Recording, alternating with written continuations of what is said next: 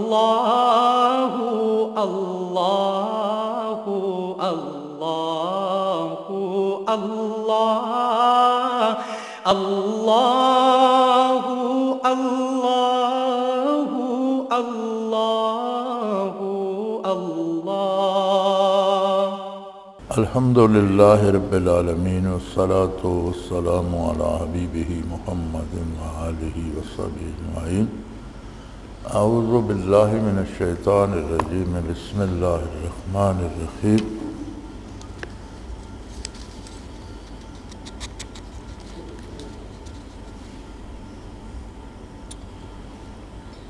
سورہ قصص شروع ہوتی ہے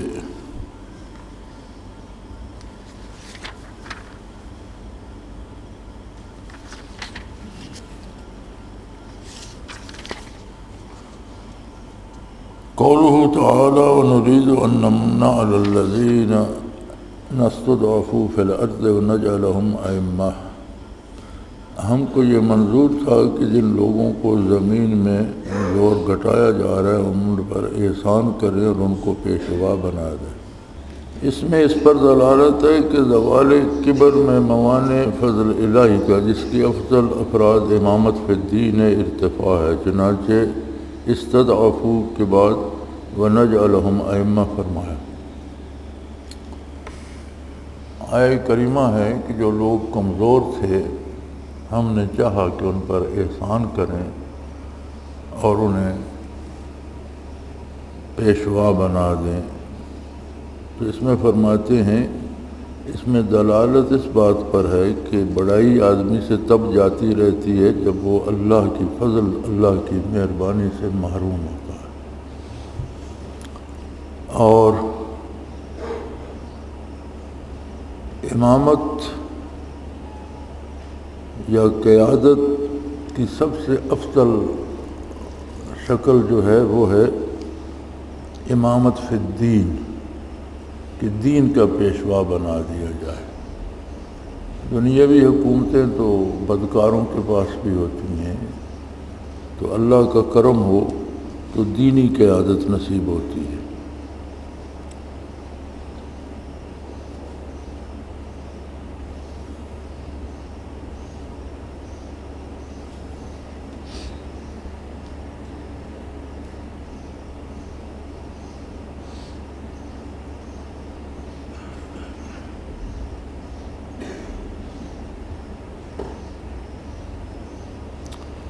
قولہ تعالی ولا تخافی ولا تحزنی، تو اندیشہ نہ کرنا اور غم نہ کرنا، جس خوف اور حزن سے موسیٰ علیہ السلام کی والدہ کو ممانعت کی گئی بوجہ منہی عنہ ہونے کے، وہ یقیناً اختیاری تھا جو احتمالات مضرت پیدا ہوتا تھا۔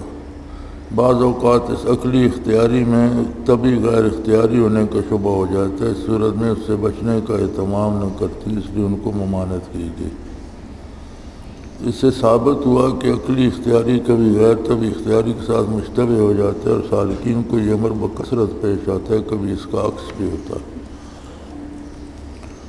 موسیٰ علیہ السلام کی والدہ ماجدہ کو جب بچہ دریا میں ڈال دینے کا حکم ہوا تو ساتھ یہ ارشاد ہوا کہ ولا تخافی ولا تحزنی، کہ اندیشہ نہ کرنا، ڈرنا نہیں، خوف نہ کرنا اور غم بھی نہ کرنا۔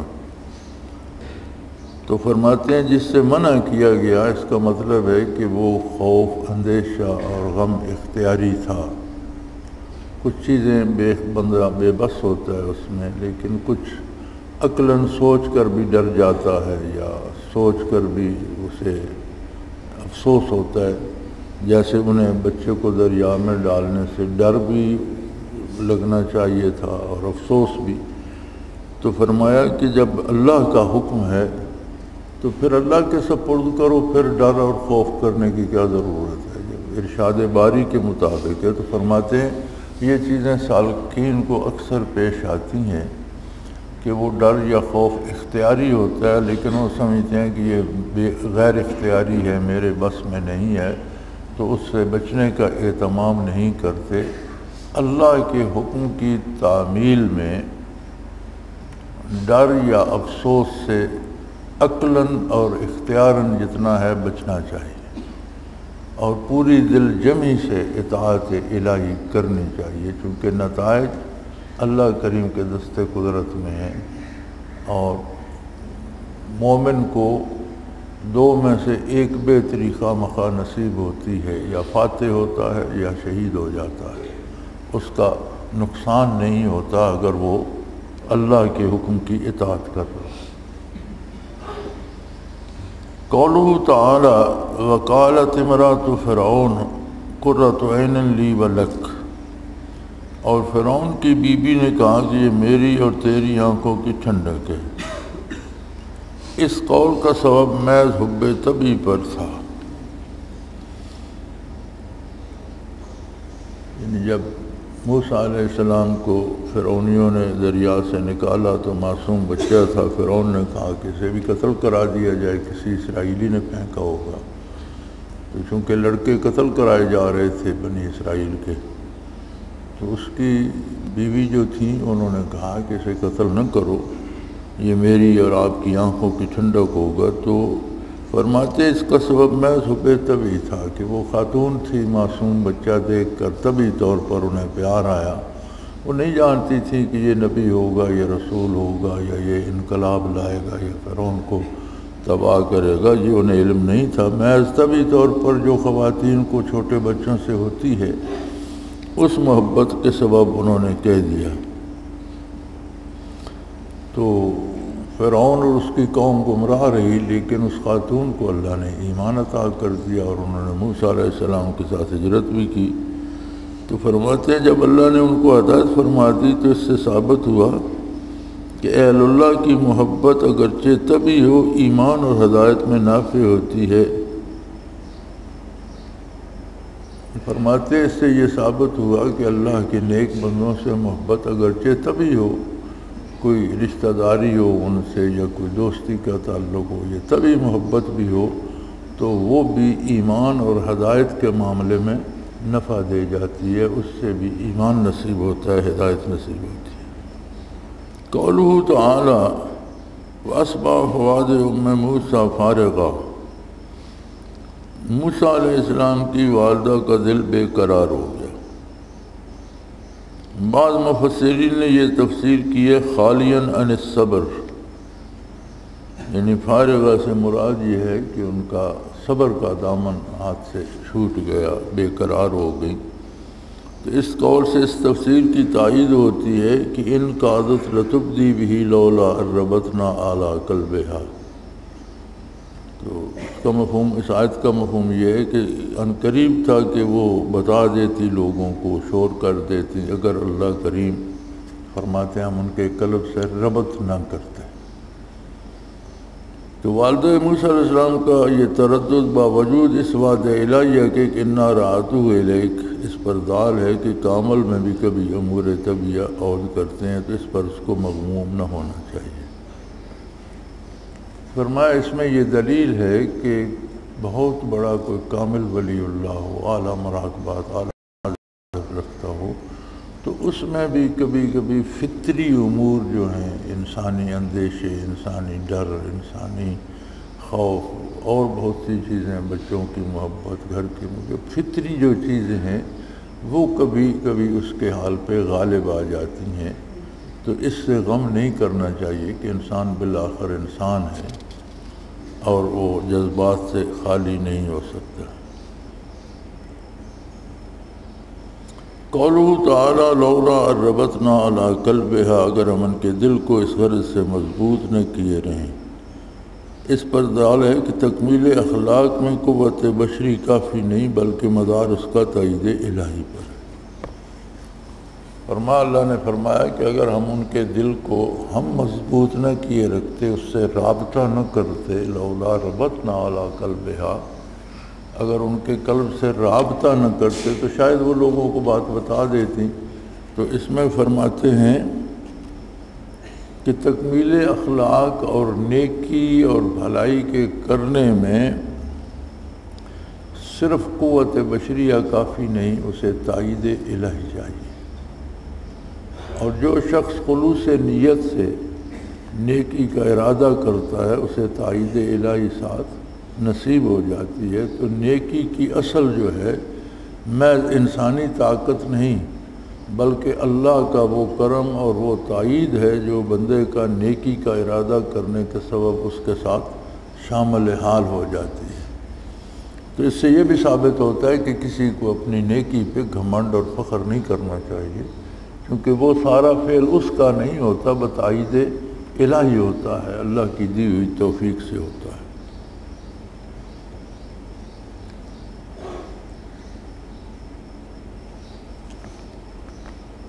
قولہ تعالیٰ وقالت لأختہ قصی ہے، انہوں نے موسیٰ کی بہن سے کہا ذرا موسیٰ کا سراغ تو لگا، انہوں نے اپنی بیٹی سے موسیٰ علیہ السلام کی بہن سے کہا کہ ذرا دیکھتی تو رہے کہ موسیٰ کے ساتھ کیا ہوتا ہے دریا میں ڈالنے کے بعد۔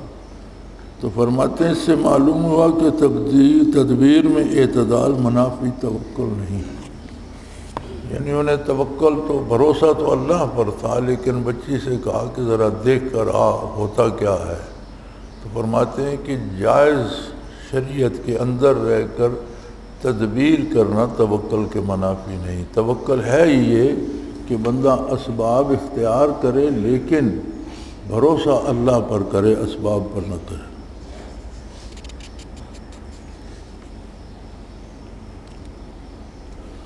وَلِتَعْلَمَ أَنَّ وَعْدَ اللَّهِ حَقٌّ، اور تاکہ اس بات کو جان لیں کہ اللہ کا وعدہ سچا ہے۔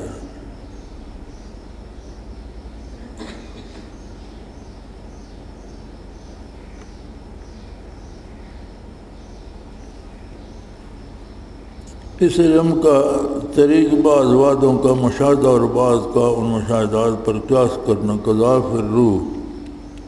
اس سے معلوم ہوا کہ قبل مشاہدہ اطمینان نہ ہونا کمال ایمان کے منافی نہیں، کیونکہ کمال ایمان تو واسطہ الہام کے پہلے بھی تھا۔ فرمایا جب ہم نے انہیں لوٹا دیا تو انہیں پتہ چل گیا اور انہیں پتہ یقین ہونا چاہیے کہ اللہ کا وعدہ سچا تھا۔ تو فرماتے ہیں کہ مشاہدہ ہونے کے بعد یقین جو ہے وہ اپنے کمال کو پہنچ جاتا ہے، حالانکہ اس سے پہلے بھی انہیں یقین تو تھا کہ جب ان پر الہام کیا گیا اللہ کی طرف سے تو یقین نہ ہوتا تو اپنے نومولود بچے کو دریا میں کیوں ڈال دیتے۔ ایمان پہلے بھی تھا، یقین پہلے بھی تھا، لیکن مشاہدہ نصیب ہوا تو وہ یقین کامل ہو گیا، مکمل ہو گیا۔ جس طرح ابراہیم علیہ السلام نے عرض کی تھی کہ اللہ کریم مردوں کو کیسے زندہ فرمایا جائے گا، تو افلا تؤمن قال بلا، تو پوچھا آپ کو یقین نہیں ہے؟ بالکل یقین ہے یا اللہ، ولکن لیطمئن قلبی، میں اس یقین کو اور پختہ کرنا چاہتا ہوں تاکہ میرے دل کو یقین کامل ہو جائے، اطمینان ہو جائے۔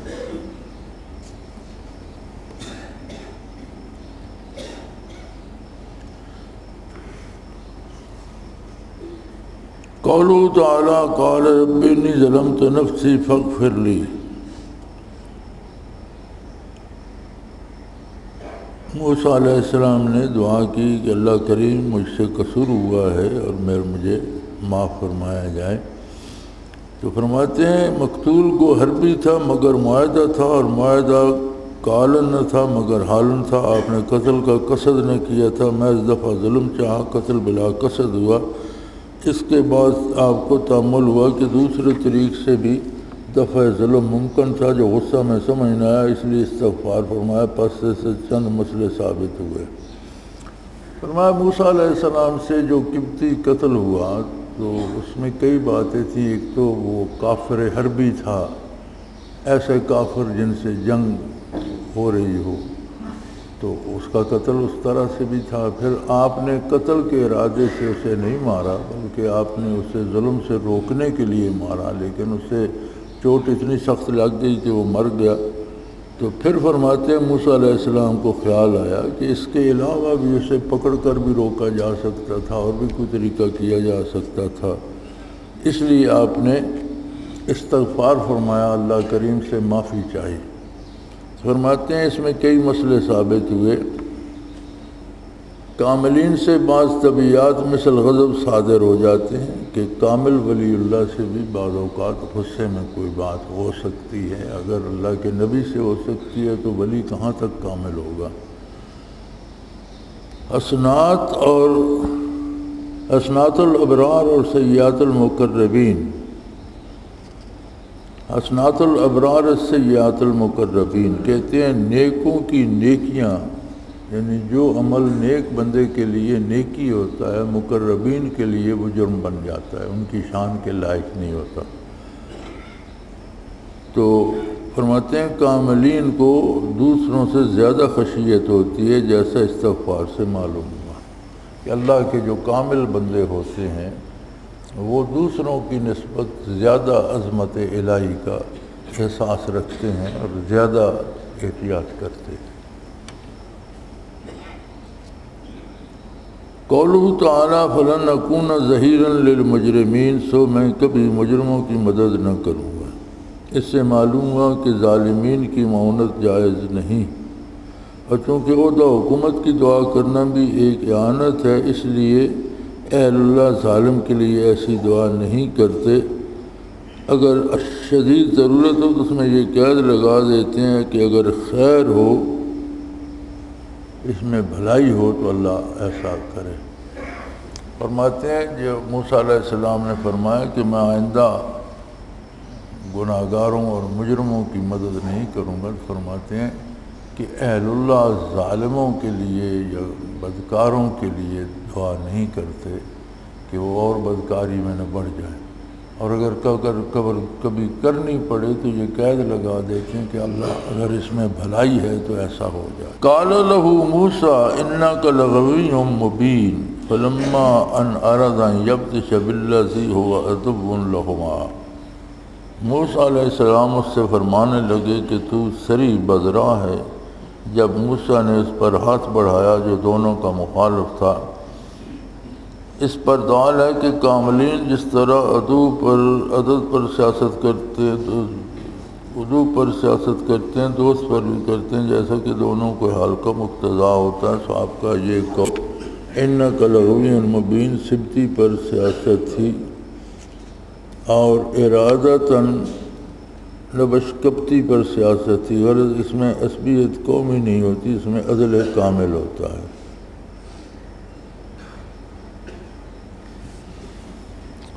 موسیٰ علیہ السلام نے لغوی مبین اس بندے کو فرمایا جو اسرائیلی تھا، اور ہاتھ بڑھایا قبطی کی طرف۔ تو فرماتے ہیں اس میں یہ ثابت ہوتا ہے کہ کاملین جس طرح دشمن کو اس کے جرم واضح کرتے ہیں، اسی طرح دوستوں کو بھی ان کی باتیں ضرور کہتے ہیں۔ جیسے انہوں نے اس آدمی کو جو ان کی قوم کا تھا اسے بھی کہا کہ تم بھی اچھے آدمی نہیں ہو، روز کسی نہ کسی سے جھگڑا کیے ہوئے ہوتے ہو۔ تو فرمایا اس میں جو اللہ کے بندے ہوتے ہیں وہ کسی قوم یا کسی رشتے یا کسی اور عصبیت کی وجہ سے نہیں کہتے، ان کا کہنا یا کرنا جو ہوتا ہے وہ عدل کی وجہ سے ہوتا ہے، انصاف کی وجہ سے ہوتا ہے۔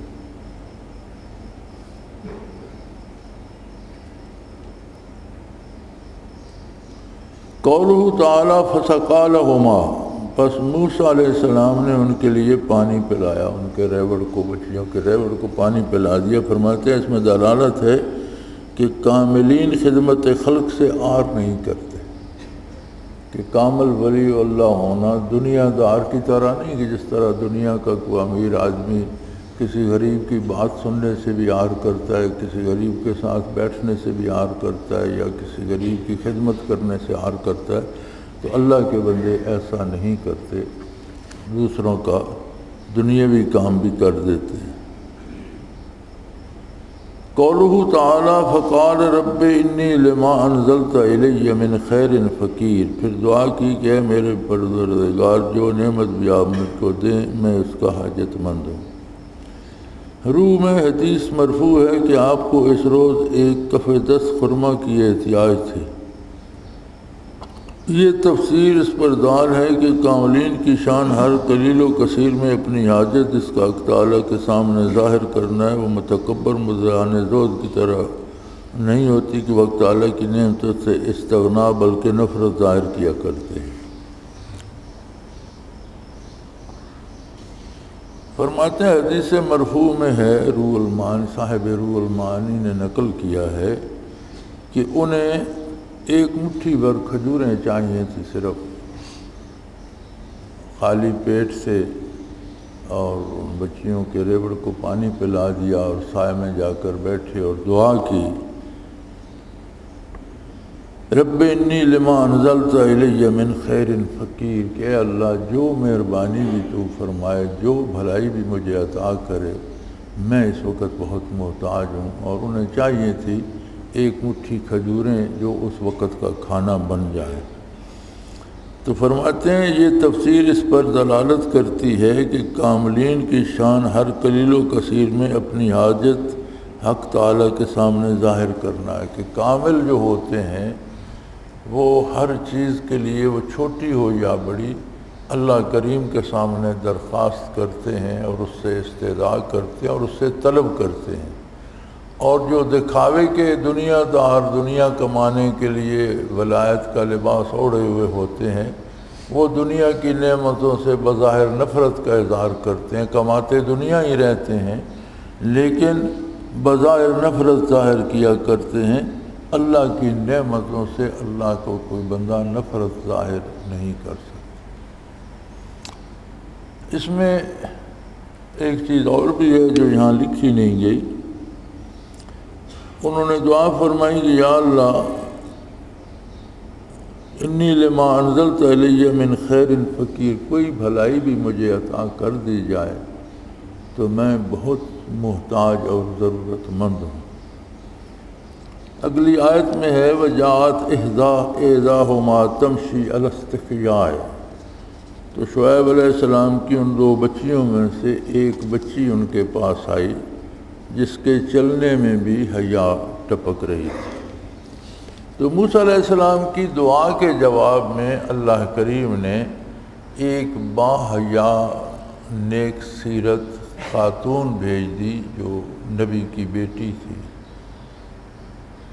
تو ضرورت تو انہیں ایک مٹھی بھر کھجوروں کی تھی، لیکن اس بچی کے آنے کے بعد شعیب علیہ السلام کے پاس پہنچے، پھر ان کی ایک بچی سے ان کا نکاح ہو گیا، تو ایک بی بی مل جانے سے گویا انہیں جو کچھ پیچھے چھوڑ آئے تھے اس سے زیادہ مل گیا، دوست بھی مل گئے، رشتہ دار بھی مل گئے، زوجہ محترمہ بھی مل گئیں، گھر بھی بن گیا، یعنی اس ایک خاتون کے آنے سے انہیں دنیا کی ہر نعمت میسر آ گئی۔ تو اس سے مراد یہ ہے کہ باحیا اور نیک عورت دنیا میں اللہ کی بہت بڑی نعمت ہے۔ قولہ تعالی قالت ان ابی یدعوک لیجزیک اجر ما سقیت لنا فلما جاءہ، ترجمہ کہنے لگی کہ میرے والد تم کو بلاتے ہیں تاکہ تم کو اس کا صلہ دیں جو تم نے ہماری خاطر پانی ملا دیا۔ سو جب ان کے پاس پہنچے، لڑکی کا یہ قول لیجزیک اجر ما سقیت لنا سن کر آپ کا چلا آنا اس پر دال ہے کہ اگر عمل بقصد عوض نہ ہو پھر بھی عمل کے کچھ عوض قبول کیا جائے تو منافی اخلاص نہیں۔ فرمایا موسیٰ علیہ السلام نے کوئی اجرت پر پانی نہیں پلایا تھا، لیکن اس بچی نے آ کر یہ کہا کہ میرے والد آپ کو اس کا کچھ اجر، کچھ بدلہ دینا چاہتے ہیں، تو موسیٰ علیہ السلام ساتھ چلے گئے۔ تو فرماتے ہیں اس میں اس بات پر دلالت ہے کہ اگر کسی کا کوئی کام محض للہ فی اللہ کر دیا جائے، اس کے بعد وہ کچھ اجرت دینا چاہے تو قبول کر لینے میں حرج نہیں ہے۔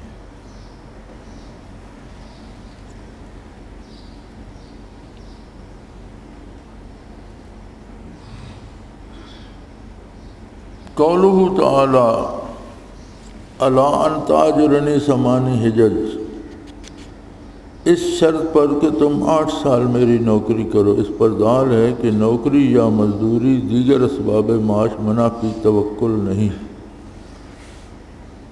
حضرت شعیب علیہ السلام نے فرمایا کہ 8 سال اگر تم میری بھیڑ بکریاں سنبھالو، میری ملازمت کرو، میرا کام کرتے رہو، تو اس اجرت پر میں آپ کو اپنی بیٹی کا نکاح کر کے دیتا ہوں۔ تو فرماتے ہیں اس سے ثابت ہوتا ہے کہ نوکری کرنا یا مزدوری کرنا یا اسباب معاش اختیار کرنا توکل کے منافی نہیں، کہ اللہ کے اولی العزم رسول نے اگر نوکری کر لی تو اس کا مطلب ہے کہ اللہ کے بندوں کے لیے حصول معاش کے اسباب اختیار کرنا ضروری ہے۔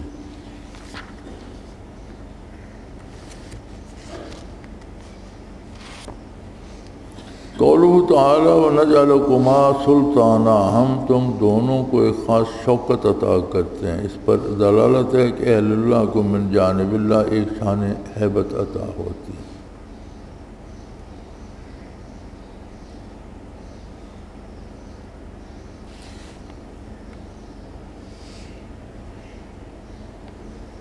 فرماتے ہیں اس سے یہ ثابت ہوتا ہے کہ موسیٰ و ہارون علیہ السلام کو اللہ نے فرمایا کہ ہم تم دونوں کو ایک خاص شان و شوکت عطا کرتے ہیں۔ آپ بے فکر تہی دست 2 بندے ہیں جن کا لباس بھی عامیانہ سا ہے، کچے چمڑے کے جوتے ہیں، کوئی دولت کے آثار بھی نہیں، تیسرا بندہ بھی ساتھ کوئی نہیں، اور اتنا بڑا بادشاہ جو اپنی خدائی کا دعوے دار ہے اور جس کے نوکر اور غلام بھی سونے سے لدے ہوئے ہیں، اور محل اور تخت اور چیزیں سونے چاندی کی بنی ہوئی ہیں، اور لشکر اور شان و شوکت۔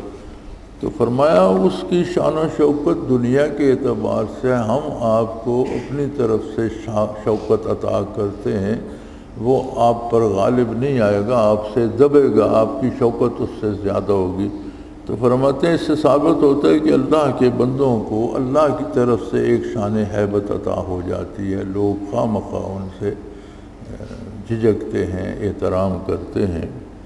ایک شعر یہاں نقل کیے گئے فارسی کا، ہیبت حق است این از خلق نیست، ہیبت از صاحب این دلق نیست، کہ یہ اللہ جل شانہ کی عظمت کا ڈر ہے، یہ مخلوق کا ڈر نہیں۔ اہل اللہ سے جو ہیبت محسوس ہوتی ہے وہ عظمت الہی کی ہے، خلق کی نہیں، اور یہ گدری پوش جو ہے اس کی ہیبت نہیں ہے، بلکہ یہ اللہ کی عظمت کا پرتو ہے۔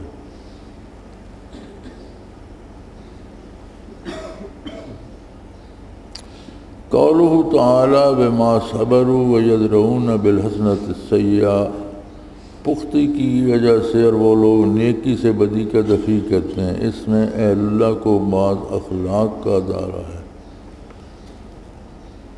اخلاق کا ذکر ہے، یعنی اللہ کے بندے جو ہوتے ہیں وہ مناسب طریقے سے، جائز طریقے سے، شرعی طریقے سے دفاع کرتے ہیں۔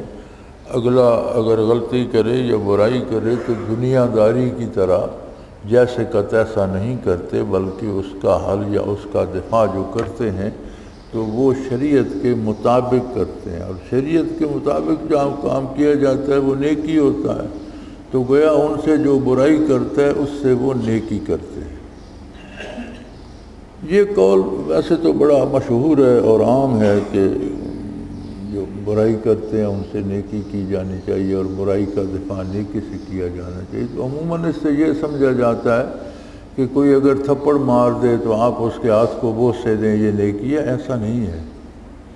بلکہ یہ ہے کہ اگر کوئی زیادتی کرتا ہے تو اس کی زیادتی کو روکنا ضرور چاہیے، لیکن روکنے کے لیے کوئی آگے سے زیادتی نہیں کرنی چاہیے، ایسا طریقہ اختیار کرنا چاہیے جس کا جواز شریعت میں موجود ہو۔ تو شرعی طریقے سے یا جو آپ کا جائز حق بنتا ہے اس طرح سے اگر آپ روکیں گے تو آپ کا وہ روکنا نیکی ہوگا، تو برائی کا دفاع نیکی سے ہوگا۔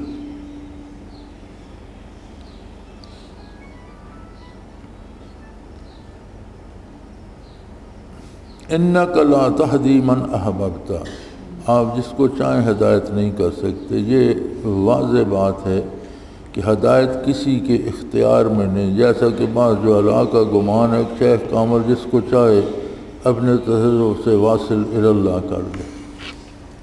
فرمایا ہدایت اللہ کریم کی طرف سے ہے اور کسی انسان کے بس میں نہیں۔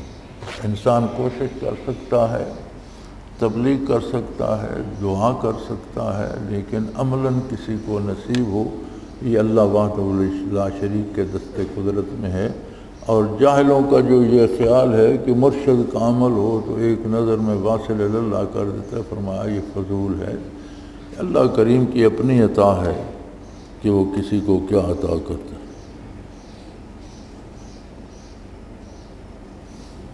فَأَمَّا مَنْ تَابَ وَآمَنَ وَعَمِلَ صَالِحًا فَعَسَىٰ أُولَٰئِكَ أَن يَكُونُوا مِنَ الْمُفْلِحِينَ، البتہ جو شخص توبہ کرے اور ایمان لے آئے اور نیک کام کیا کرے تو ایسے لوگوں کی امید کی جا فلاح پانے والوں میں سے ہوں گے۔ اس میں وصول الی المقصود کو 3 چیزوں پر معلق فرمایا۔ توجہ قلب توبہ ہے، تصحیح عقائد ایمان ہے، اور اصلاح اعمال پس تمام طریقے سلوک کی جامع۔ یہ آیت تمام سلوک کی جامع ہے کہ اس میں 3 چیزیں فرمائیں، من تابہ توبہ،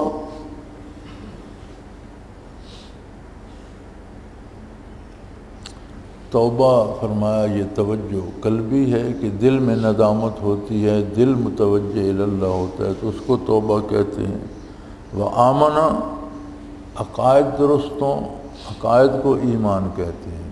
پہلی بات یہ ہے کہ اس کا دل متوجہ الی اللہ ہو، پھر اس کے عقائد درست ہوں، اور پھر اس کا عمل صالح ہو۔ یعنی یہ 3 باتیں اللہ کریم نے بتائی ہیں وصول الی اللہ کی، اور ان میں پورا سلوک جو ہے وہ بیان فرما دیا ہے۔ قولہ تعالی وَرَبُّكَ يَخْلُقُ مَا يَشَاءُ وَيَخْتَارُ مَا كَانَ لَهُمُ الْخِيَرَةُ، ترجمہ آپ کا رب جس چیز کو چاہتا ہے پیدا کرتا ہے اور پسند کرتا ہے، لوگوں کو تجویز کا کوئی حق نہیں۔ یعنی حق تعالیٰ کا سارا اختیار، حق تعالیٰ کا سا اختیار ہو، اختیار مستقل ہے، اپنے اختیار کے غیر مستقل کو علماء عملاً مستحضر رکھنا یہی جبر معمول ہے۔ فرماتے ہیں کہ بندہ درخواست کر سکتا ہے، دعا کر سکتا ہے، کوشش کر سکتا ہے، عمل کر سکتا ہے، عبادت کر سکتا ہے، مجاہدہ کر سکتا ہے، لیکن یہ اختیار اللہ کو ہے کہ وہ کس کو چاہتا ہے، کس کو نہیں چاہتا، کس کو اپنا قرب عطا کرتا ہے، کس کو نہیں عطا کرتا، کس کو پیدا فرماتا ہے، کس کو پیدا نہیں فرماتا۔ یہ اختیار اللہ کے پاس ہے، یہ کسی بندے کے پاس نہیں۔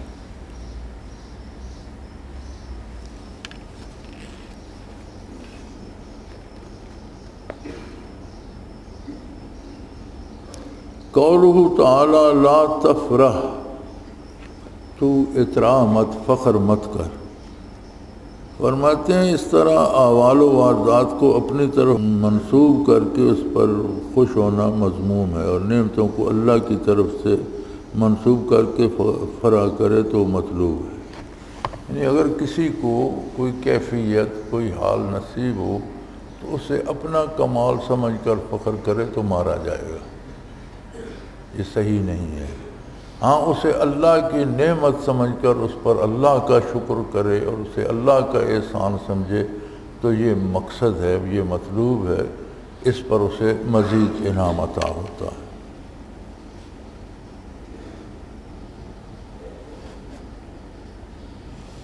قولہ تعالیٰ قال انما اوتیتہ علی علم عندی، قارون کہنے لگا مجھ کو تو یہ سب میری ذاتی ہنرمندی سے ملا ہے۔ اسی طرح ثمرات کو اپنی صحیح اور مجاہدہ کی طرف منسوب کرنا مذموم ہے۔ جس طرح قارون نے کہا کہ میری یہ دولت کو مجھے کسی نے عطا اللہ نے نہیں دی، بلکہ میری ہنرمندی، میری سمجھداری اور میری اپنی محنت سے میں نے دولت جمع کی ہے، میرا کمال ہے۔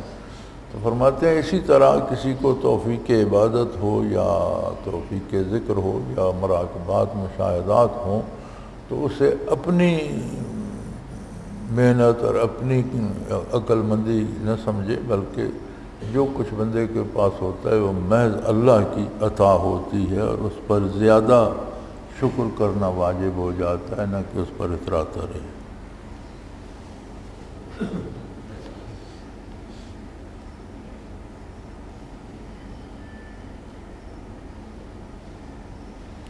وقولہ تعالی وقال الذین اوتوا العلم، جن کو فہم عطا ہوئی تھی وہ کہنے لگے، یعنی دنیا داروں نے تو کہا کہ کاش یہ قارون جیسی دولت اور اتنا شاہانہ لباس اور یہ کر و فر ہمیں بھی نصیب ہوتا، لیکن جن کے پاس علم تھا وہ کہنے لگے کہ اللہ کا خوف کرو، یہ تو فانی چیزیں ہیں اور اللہ کی بارگاہ میں جانا ہے۔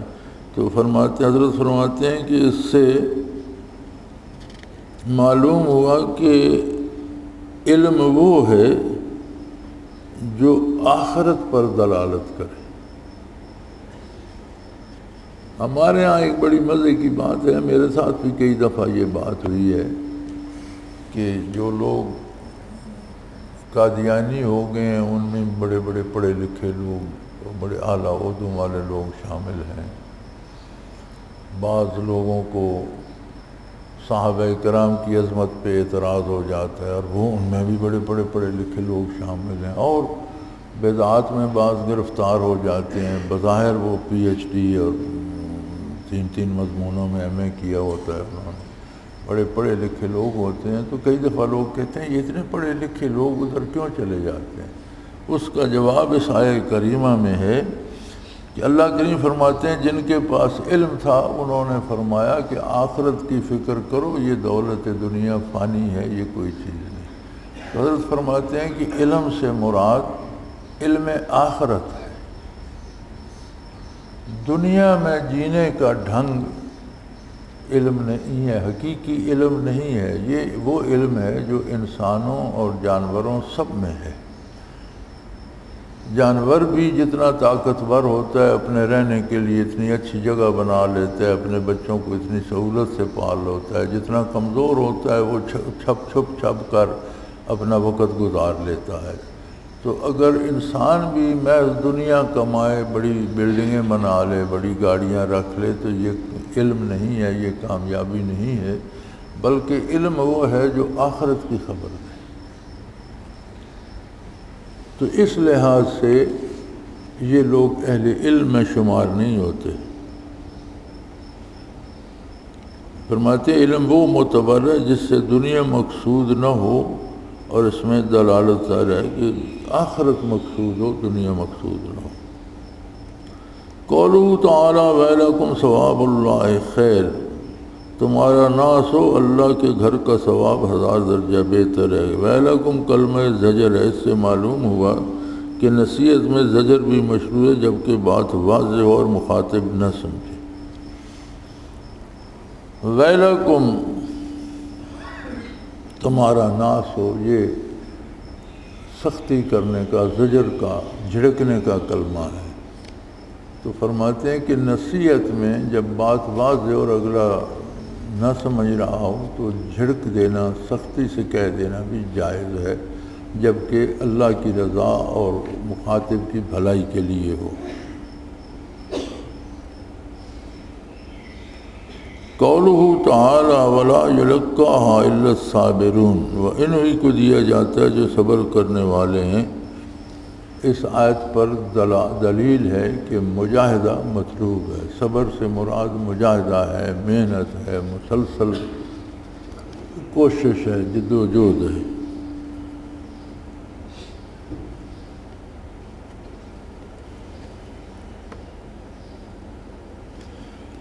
قولہ تعالی تلک الدار الآخرۃ نجعلھا للذین لا یریدون علوا فی الارض ولا فسادا، یہ عالم ہے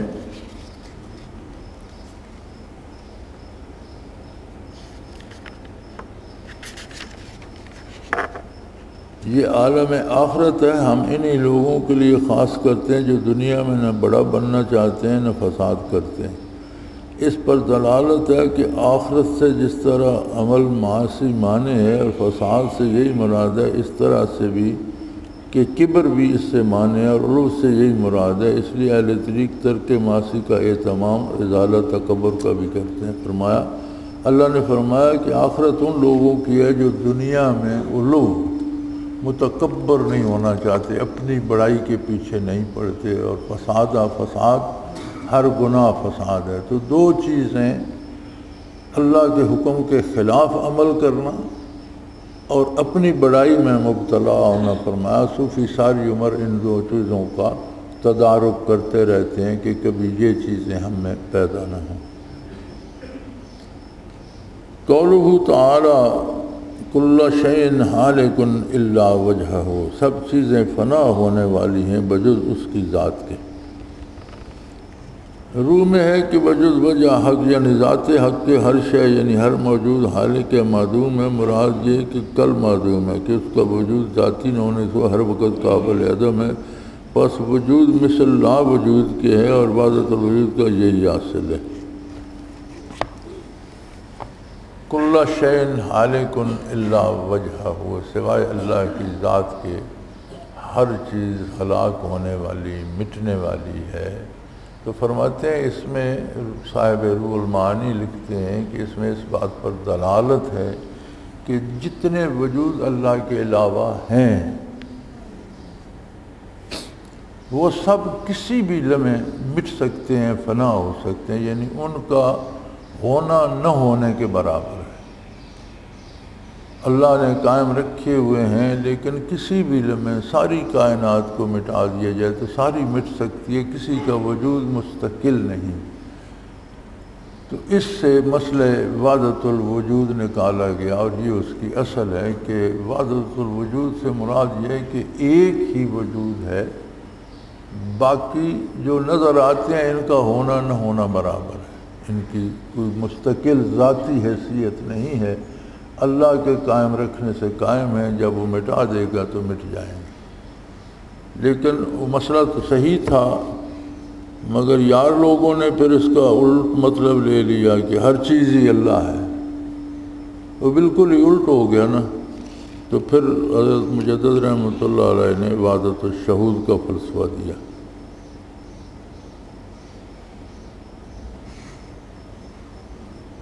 سورہ قصص تمام ہوئی، اگلی صورت غالباً سورہ عنکبوت ہوگی انشاءاللہ، کل شروع کریں گے اللہ نے توفیق دی تو۔ وما توفیقی الا باللہ وآخر دعوانا ان الحمدللہ رب العالمین۔ الحمدللہ رب العالمین والصلاة والسلام علی حبیبہ محمد۔ اللہم ربنا لا تقتلنا بغضبک ولا تہلکنا بعذابک واعف عنا قبل ذلک۔ اللہم ربنا لا تسلط علینا من لا یرحمنا، انت ولینا فی سفرنا وحضرنا فی مالنا واہلنا، انت ولینا فی الدنیا والآخرہ، توفنا مسلمین والحقنا بالصالحین، وصلی اللہ تعالی علی حبیبہ محمد۔ اللہ اللہ اللہ اللہ اللہ اللہ اللہ اللہ۔ حضرت امیر محمد اکرم آوان مد ظلہ العالی دارالعرفان منارہ ضلع چکوال میں سالہ سال سے قرآن و حدیث کے اوپر خطابات کر رہے ہیں اور سلسلہ نقشبندیہ اویسیہ کے مطابق لوگوں کو ذکر الہی کی تربیت دے رہے ہیں۔ وہ قرآن پاک کی تفسیر ترتیب وار بیان کر رہے ہیں۔ تفسیر قرآن کو وہ موجودہ ملکی اور بین الاقوامی حالات کے مطابق بیان کرتے ہیں۔ موٹر وے سے کلر کہار کے انٹرچینج سے نکلتے ہوئے، کلر کہار کی جھیل سے ہوتے ہوئے، میانی، بوچھال اور نور پور سے گزرتے ہوئے دارالعرفان منارہ پہنچ سکتے ہیں۔ حضرت امیر محمد اکرم آوان نے بچیوں اور بچوں کی دینی اور دنیاوی تعلیم کے لیے سقارہ اکیڈمی کے نام سے ایک درسگاہ بھی قائم کی ہے، جس کا افتتاح ملک پاکستان کے صدر جنرل محمد ضیاء الحق نے اپنے دست مبارک سے کیا تھا۔ وہ تمام احباب جو اسلام کی طلب رکھتے ہیں ان سے گزارش ہے کہ دارالعرفان منارہ ضلع چکوال میں امیر محمد اکرم آوان صاحب کے خطابات سے مستفید ہوں۔ وہ ہر جمعے کو نماز سے پہلے بیان فرماتے ہیں۔ ہر ماہ کی پہلی اتوار کو ماہانہ اجتماع ہوتا ہے جس میں آپ خصوصی خطاب فرماتے ہیں اور پاکستان کے چاروں صوبوں سے احباب اس اجتماع میں شرکت کرتے ہیں۔ اس کے علاوہ یہاں سال میں 2 مرکزی اجتماعات بھی ہوتے ہیں، ایک رمضان المبارک میں اعتکاف کا اجتماع اور دوسرا جولائی اور اگست میں 40 دن کا اجتماع ہوتا ہے جس میں روحانی تربیت کی جاتی ہے۔ اپنا خون سیماب دے کر اتنا ہم کر جائیں گے، نام آقا کا چمن میں پھر رقم کر جائیں گے۔